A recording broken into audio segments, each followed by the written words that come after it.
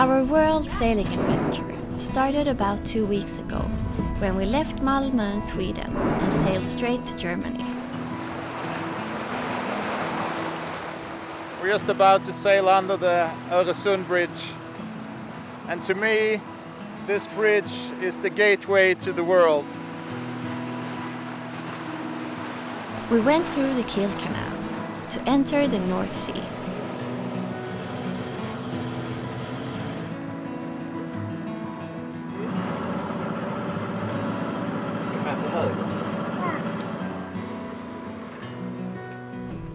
After the locks, we sailed the 165 nautical miles, non-stop from the River Elbe to the island Vlieland in the Netherlands, where we currently are.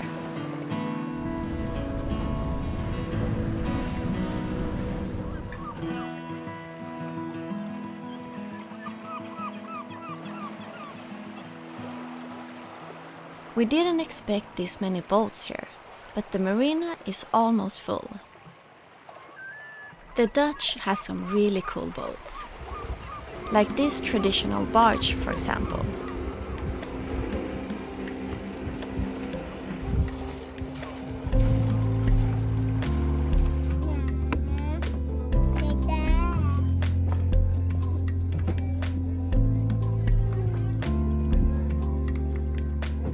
These waters are tidal waters, and the sea between the mainland and the outer band of islands is called Wadden Sea.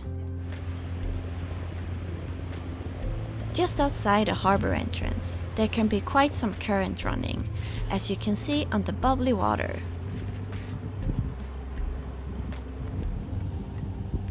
It was quite impressive to watch the classic Dutch ship maneuver into the harbor, and then as it was mooring.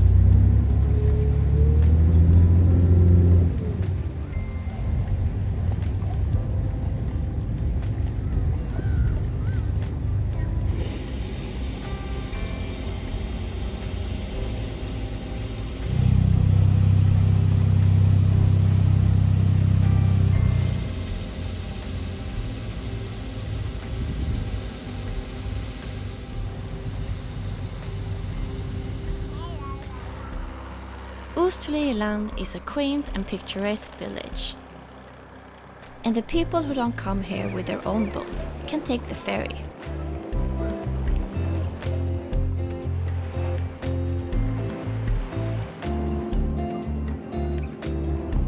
And the best way to get around on the island is by bicycle.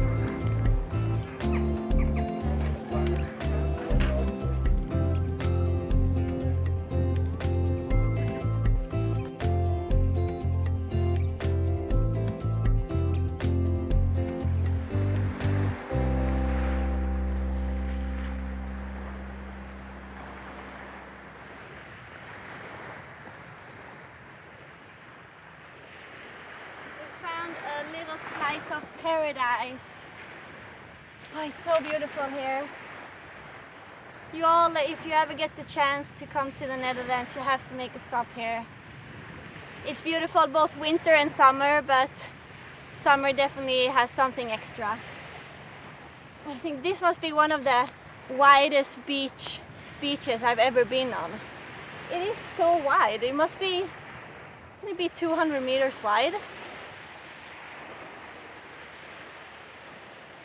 I'm so happy that we're here. Get to show it to Vera. We have all our beach toys with us. So now we're gonna play for a little while. Hey, gosig. Ska hoppa ner? Nu kommer vi ner här.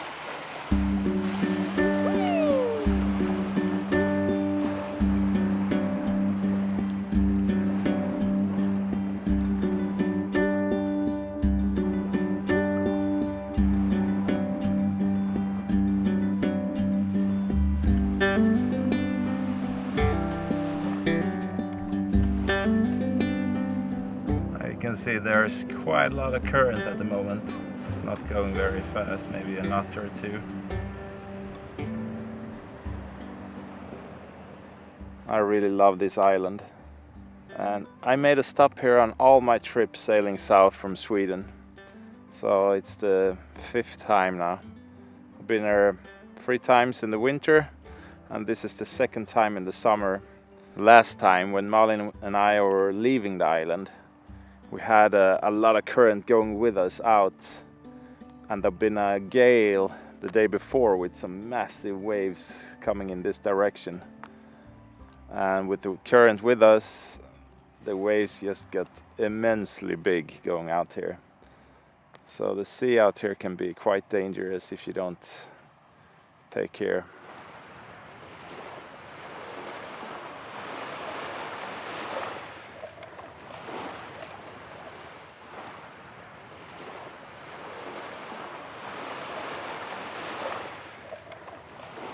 Vera really seems to love it here.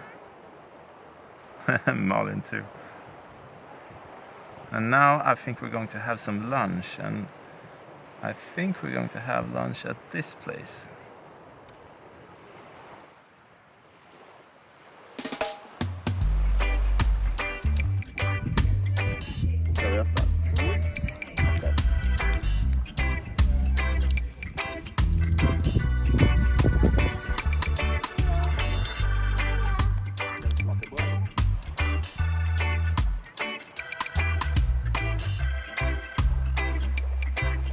This side of the island is around 20 kilometers long, and it's only beach.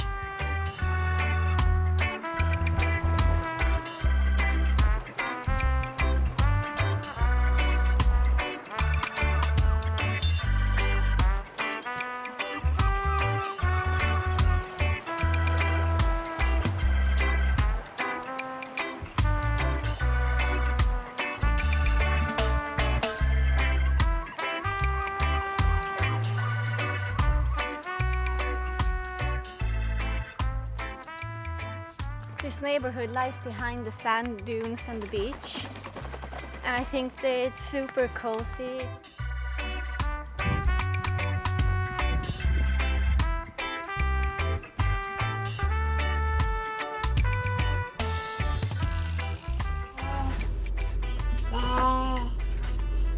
Kan vi lägga dem så här så att de torkar?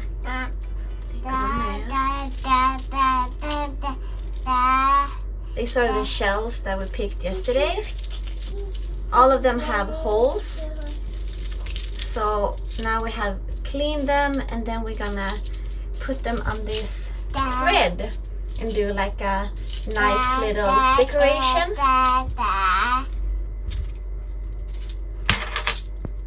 There.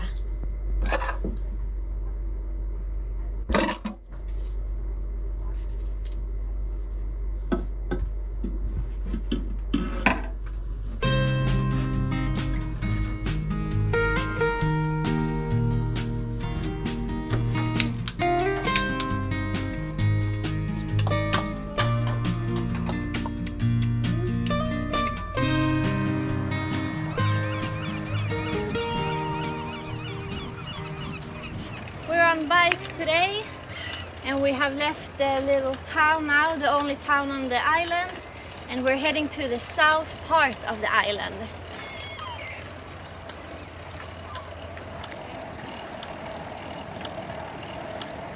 Apparently the bike rental companies here on the island, at least, they doesn't rent helmets, which I find very, very strange, especially when you have children.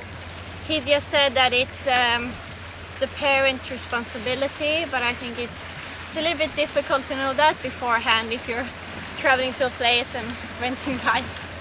They rent out everything else, but yeah, so Vera, she doesn't have a helmet today, so we're going very carefully, and well, the good thing is there is hardly any traffic here, because there's only the islanders that are allowed to have a car.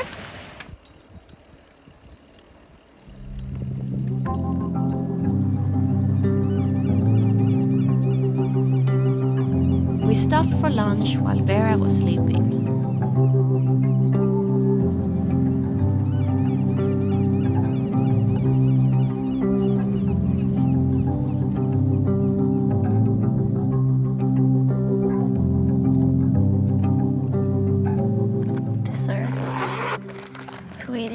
chocolate, kexchoklad, my favorite.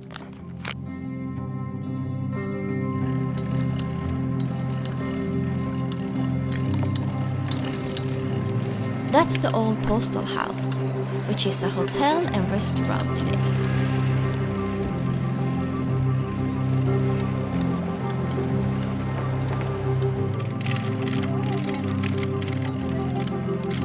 One last hill before arriving to the beach.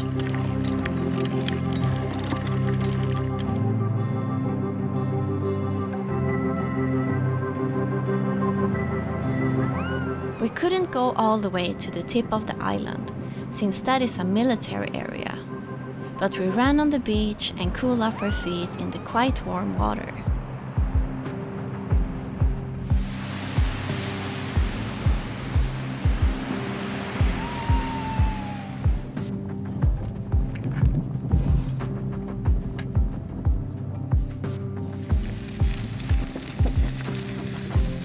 Going back, we took the path behind the sand dunes, which was really pretty, but there were a lot of hills.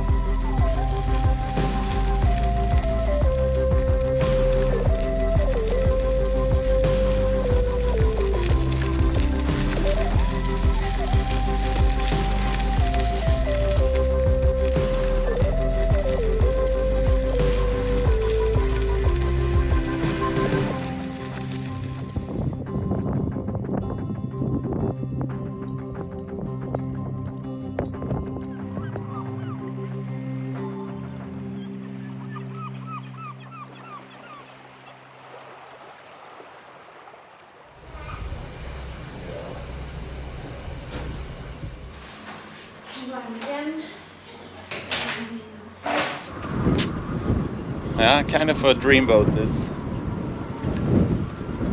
super nice and massive. This beautiful yacht is a Viento Dora 65, and it has some very typical classical Dutch design features.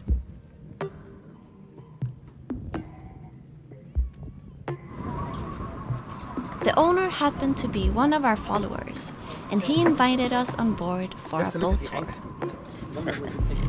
It's like a ship. It's like it's a 90 kilogram. 90 kilos? 90. Wow. It's a beast. Meet Berend, Fantastic. the owner of the yacht that he has had for only 4 weeks. How tall is the mast? Like 25 or? 25 now. Yeah. He solo sails her at the moment and will sail her to France this year. The inside is quite unique. The first owners used to drive barges on the Dutch canals and wanted a lot of living space. It only has 2 cabins, and Berend says that despite the big areas, it's still easy to move around while underway. Now this is the bathroom. This is. No, it's a matter of taste. Wow. How much tankage did you have on the boat? 2 times 1,500 liters of diesel. Oh. It's 3,000 liters, and then 2 times 1,000 liters of water. So it's 2,000 liters of water. Oh. Yeah, And 500 liters of something, black water. yeah. Okay. It's a lot. And you also. It's a 65-foot boat, right? Yeah. It's more of a ship, really. Yeah. And so most of the systems on the boat are run on hydraulics, like the windlass and stuff like no, that. the windlasses are electric. Yeah. Sorry, the windlass is hydraulic. The boat thrust is hydraulic. Yeah. The winches are electric. Okay. Yeah. And there used to be a lifting keel, hydraulic as well. Yeah. Okay. Here we have the engine room. Wow. Wow. Oh, washing machine. Oh, batteries under For here. the generator, batteries, start a battery for the engine. So how thick is the plating in the hull? Do you know that? Yeah, 6 millimeter. 6. Wow. And it's an A-grade steel. Yeah. So all the windows are insulated. And you said it was rock wool, the whole insulation in the hull? Rock wool and this foil on top of it.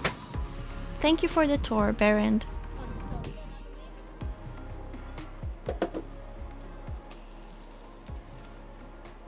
Kolla! Så fin! Wow! Och så ska den tillbaka här nu försiktigt. Långsamt slida ner. Se om det går. Nej! Ja, nästan. Oh la la! Wow! Spanish tortilla in the making.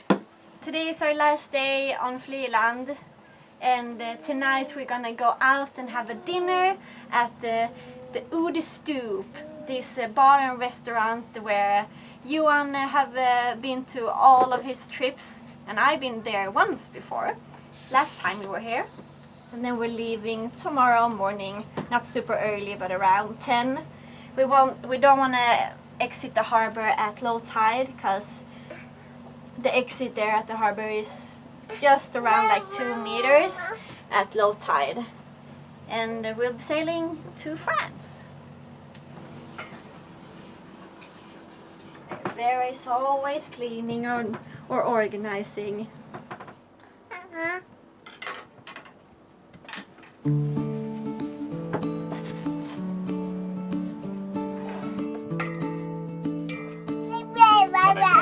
Var det gott?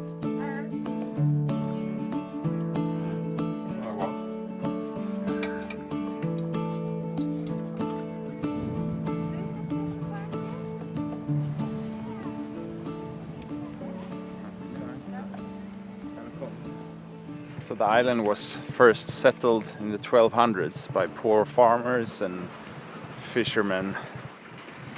But later on, during the 1600s, the riches came to the island when the Dutch trade companies moored their ships outside of here, outside of Leland.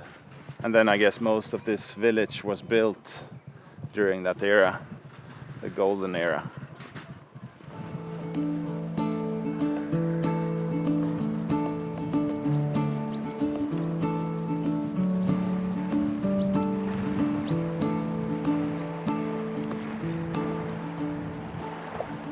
When you're walking here, you can really understand why they have built this dirt wall here next to the sea, because the houses here, they are barely above the high tide level, and there's a gate at the other end of the village so they can close off the town if the water level at the sea rises too much.